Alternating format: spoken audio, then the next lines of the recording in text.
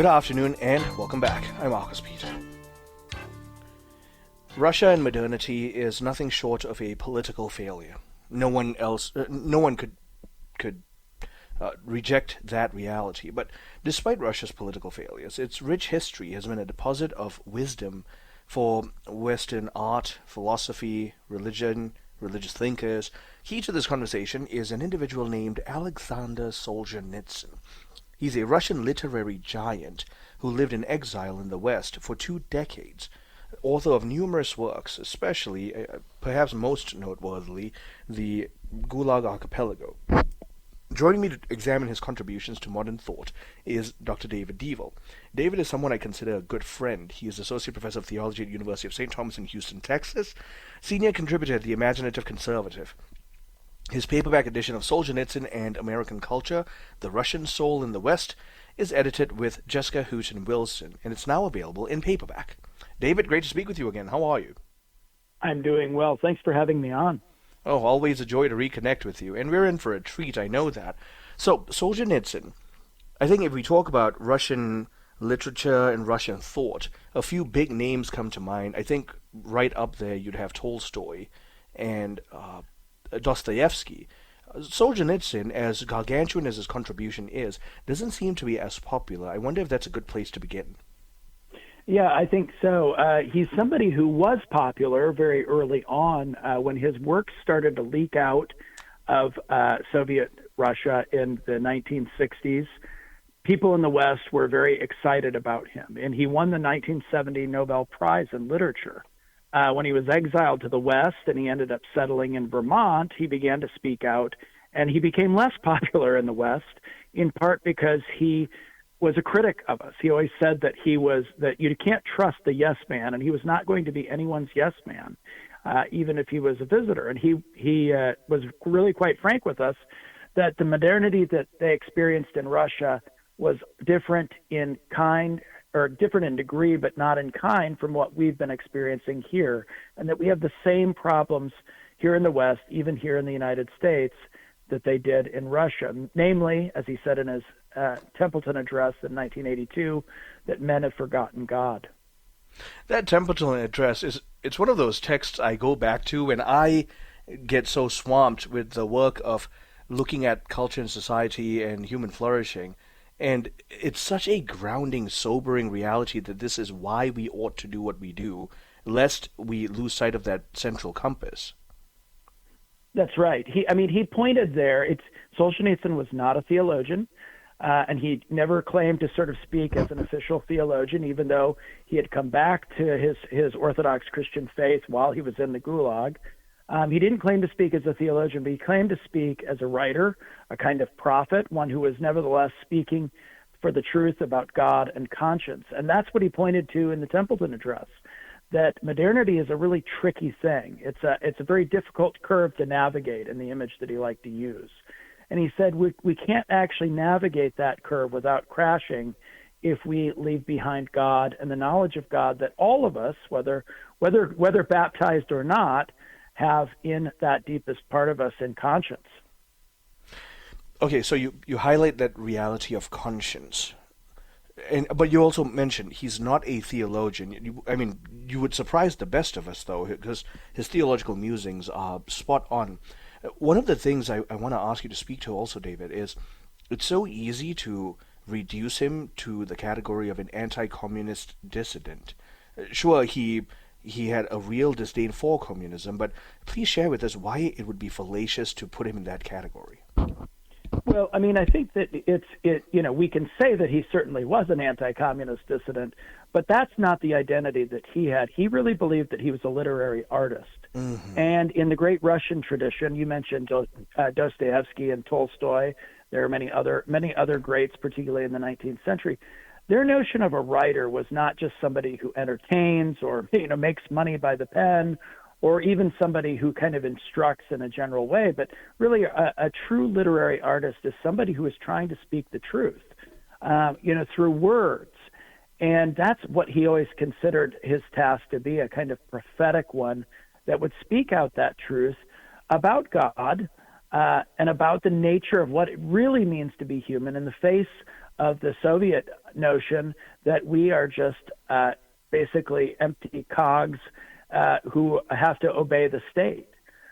So that's what he identified himself ultimately as, an artist, and he had to speak truth wherever he was, whether that was in a communist regime or in the rich, supposedly democratic and free West.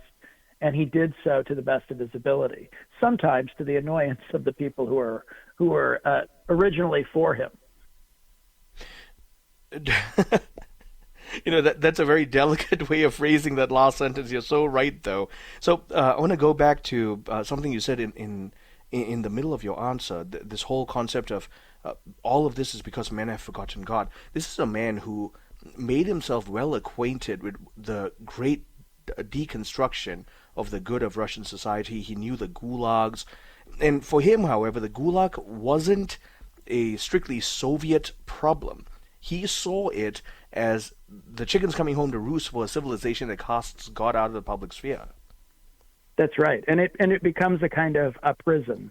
Mm-hmm. Anytime we cast God out in believing that we're going to be liberated, and that's the language that we've been hearing, for the last couple of centuries in the West, particularly since the Enlightenment, that we need to be free, and freedom means sort of free from the shackles that have been imposed upon us as duties or as, the rule of God above us or tradition of any sort. Solzhenitsyn understood that was a fallacious thing, that we are never more free than when we have the right bonds on us, that when we are bound by our words, by our oath, by the law of God, which we do understand in that conscience, which speaks to us so eloquently. The gulag is just the gulag is the thing that happens to everybody, whether or not you get a very particular kind of it, as you got in the Soviet Union or in China, where it was known as the Lao Gai, right? Whether it's these big prison camps or not, people can be imprisoned when they have forgotten God, thinking that they're going to be free. They've made themselves slaves. The other thing I think is important for us to understand is this is a man who had a systematic mind. He was schooled in mathematics and in physics. And so he's coming at these problems through his own love and study of literature, through a very ordered way of thinking. Yeah, he's a very ordered thinker. Like any great writer, there are times of inspiration. He liked to talk about those periods when and anybody who's ever written knows this, right? That there are these periods where everything just kind of flows out of you. And he liked to refer to that as the avalanche. And when the avalanche was on, you had to kind of roll with it. But at the same time, he was incredibly well structured in his approach to art and to life itself. And so you can see that deep structure in everything that he does in his essays, in those famous addresses. We've mentioned the Templeton Address, the Harvard Address, the Nobel Address. Everything is structured, and he saw that there is an order in the world that was present everywhere, a sort of intellectual order, but also a moral order as well. Now, we also don't want everyone to think that he didn't have a journey coming to the truth that he eventually did. This was a man who served in the Red Army. He was a committed, avowed Marxist until he went to prison, essentially. Yeah. He was very much a Marxist until he went to prison, and even within prison. I mean, one of the funny things about him is, like many Soviet citizens, like many Russians who bought into this vision, they suddenly realized that particularly Joseph Stalin didn't seem to operate according to, true socialism. And so he was actually sent to prison after, valiant and decorated service in World War II for criticizing Stalin and indeed joking about him in a letter. How dare he joke about an elected official, right? I'm talking with Dr. David Deavel. He's a good friend, Associate Professor of Theology at the University of St. Thomas in Houston, Texas. We're talking about Alexsandr Solzhenitsyn. We're going to continue on the other side of the break. Stay tuned. I'm Marcus Peter.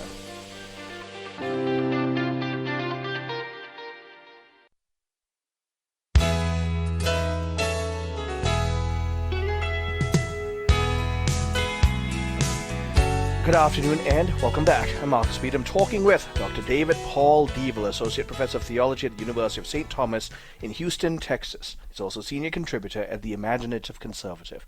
We're talking about Alexsandr Solzhenitsyn. Now, the paperback edition of Solzhenitsyn and American Culture, The Russian Soul in the West, edited by David, is now available in paperback. That's Solzhenitsyn and American Culture, The Russian Soul in the West.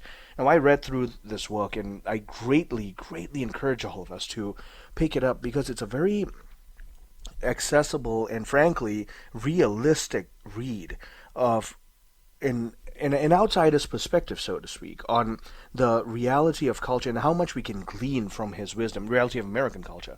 Now, David, to pick up where we left off, one of the things we also want to highlight is Solzhenitsyn didn't see himself as a political critic. He could have easily become one. He could have spent his career just lambasting Stalin, but instead he decided to focus on the core issue that was plaguing culture and society. So man has forgotten God, and so he's trying to, via imagination and truth, return man to the discovery of God in Christianity. That's right. He didn't.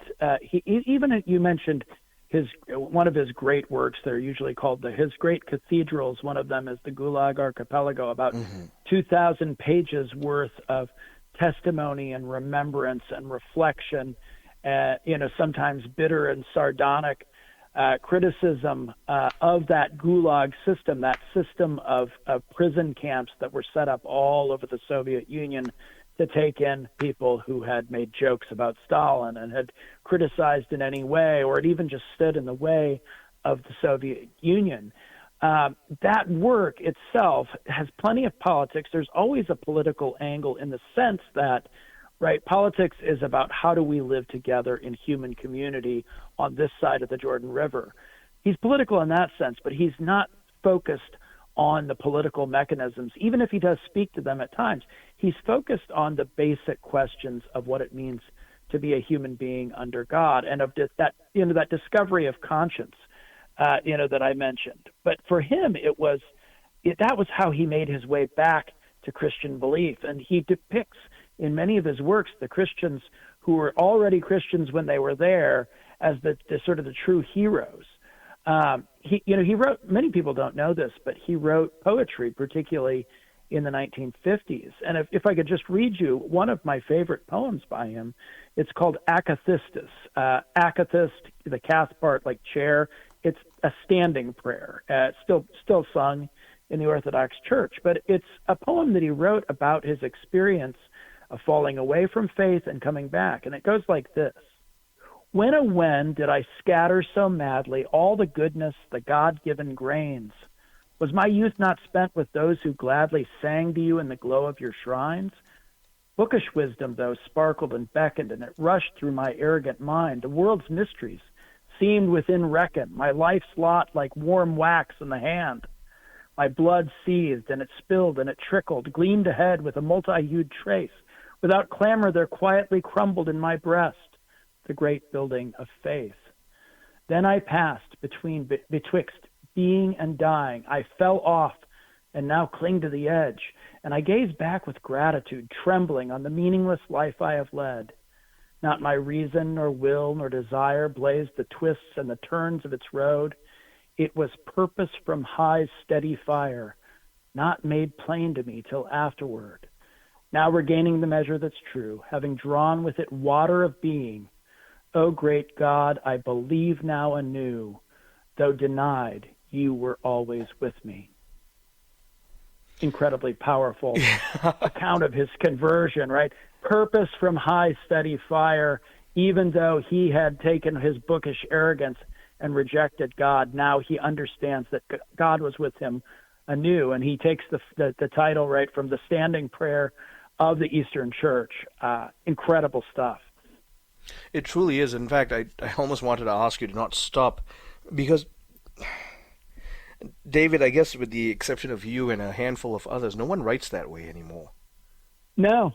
He was not afraid to actually, he was somebody who understood that writing again, he thought of writing like the Russians do as as a form of prophecy, of speaking forth the truth. And it is a matter not just of, it, as we talked about, he's very organized. He's very smart. He's very systematic. But it is about a knowledge that's deeper than simply the intellectual, right? It is about that sort of heart knowledge, or what the theologians might call connatural knowledge, right, which goes with the person. And he expresses that in such a powerful way, right, that my life's lot like warm wax in the hand, that, I can shape my life. And then he realized that was not to be. And he passed betwixt being and dying. And it was only after being brought back that he understood that God had a plan for him. He was so masterful that even in incarceration, he learned very quickly it would be all too easy to cast stones at political regimes. No, he knew that the issue that had caused his incarceration, but also the great destruction of his soul that he had experienced before, was sin.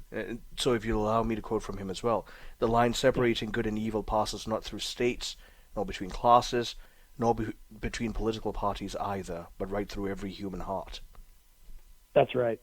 And he's such a genius in all his writings, particularly in the Gulag Archipelago, but everywhere, in that understanding of the human person. And so when he says that, it's in a chapter where he's talking about all of these people who they'd given up. They decided they were going to work for the Soviet system, and they would often do terrible things. And he says, look, do I think that I was better than they were, or that that I have any reason to brag? No, I don't. There's a kind of graciousness that's there, and also a deep humility that there, but for the grace of God go I, the way we say it. And he really depicts that. I could have gone that way, and it was only for purpose from high steady fire, not made plain to me till afterward, right, that kept me from going all that direction. So one thing I'd like to highlight, therefore, just based on what you've just shared, if Solzhenitsyn were alive today to speak to you and I in the state of citizenship in the United States in this 250th year, he would have a lot to say, especially pertaining to our modern notion of political messianism, where we look to political leaders as messianic figures. I invite you to share what wisdom would he share with us today. Well, I think he would definitely tell us that we have to be on guard against anybody claiming that they can bring salvation to us from the political realm, because that's part of the problem. Amen. Is that it's the substitution of penultimate things, very important things, absolutely important things, but substituting those for the most important things. And once you put the second things in the place of the first things, right, that the first things get left behind. And he would tell us, I think, not to do that. He would say be involved, absolutely, but not to believe it. Many people have a mistaken notion that Solzhenitsyn was some sort of Slavophile who believed that the Russian Orthodox Church should be on top. He certainly did not believe that. He was not a kind of, the Byzantine tradition has had many of those kinds of integralists, as we say in the Catholic world, figures, but he didn't believe that. He believed that the Orthodox Church should certainly have a role in society, but it wasn't to run things, because he understood that, right, when church and state are united, quite often it's the church that ends up, playing second fiddle, and that itself is kind of intolerable situation. So he would certainly want us to bring Christianity right to the public sphere, but he certainly wouldn't be a kind of figure who wanted a kind of clerical dominance or something like that. He wanted to appeal to people at their best and to take knowledge of what their worst could be, and fight with both rhetoric and logic and skill to make our country a beautiful place again. I thank you for touching on that, because, like you said, centralizing authority that way tends to result in the church taking a back seat, or at least integrity of the faith taking a back seat. Now, to that end, I want to look at one of his works, or some of his works. We can start with One Day in the Life of Ivan Denisovich. we can be the first to acknowledge this book isn't dramatic. It wouldn't pass muster with the kind of pithy, dramatic novels we're seeing today. But there's a real sense of brilliance in an enduring quality in the work. Can you please share the moral lesson here? Yeah, it's a wonderful one because, as the title indicates, it's one day in the life of Ivan Denisovich Shukov, a Zek, a prisoner in the Gulag, just as Solzhenitsyn was, who's been in the Soviet prison camps for 8 years. It seems like it's never going to end. But at the same time, he has learned a great deal of skill. He has learned a great deal of toughness, and he is open to the possibility that there is more. And so we follow him throughout this day in his interactions with those who have allowed themselves to be dehumanized, but also with those who are deeply devout. And probably the main important character in there is a character named Alyosha or Alyoshka, who is a Russian Baptist, who is completely in favor of doing whatever anybody else wants him to do, because he is at their service, and he spends his time praying and searching for Jesus' truth. And so Ivan Denisovich is open to this, and at the end you can see, right, that beckoning of Christ to him and of reality, and it makes it an incredibly powerful drama. David, I assure you we're going to have more conversations about Solzhenitsyn in the future. My guest has been Dr. David Deavel, Associate Professor of Theology at the University of St. Thomas in Houston, Texas, and we have been talking about Alexsandr Solzhenitsyn on the anniversary of his passing yesterday. Stay tuned, I'm Marcus Peter.